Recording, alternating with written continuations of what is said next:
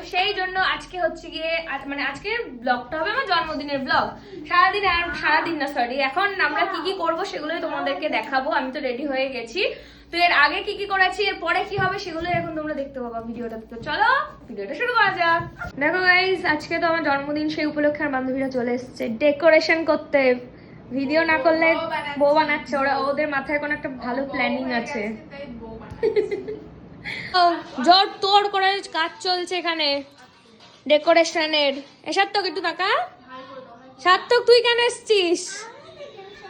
তুই কি করতে এসছিস আজকে? কি বলতো আজকে কি কোন মানির? আমার জন্মদিনে কে রান্না করছে দেখো টাকা। রান্নার জন্য নিয়ে আসছি হায়ার করে লোক।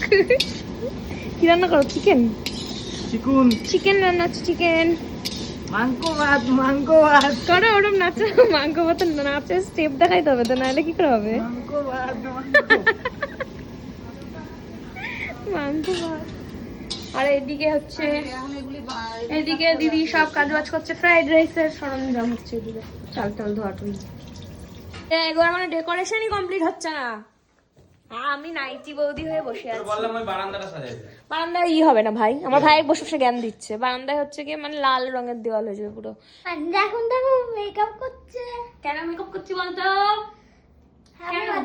কার? তোর না, তাহলে তোমার।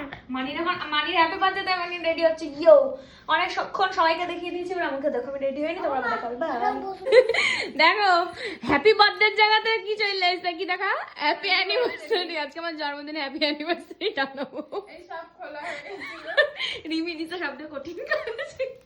রিমি একটু মুখ দেখা ভাই। তোর বিয়ে হয়ে গেছে বলে অ্যানিভার্সারি দিয়ে দিয়েছে দোকানদার। কি আর করা যায়, এখন আমার ভাই যাবে চেঞ্জ করতে।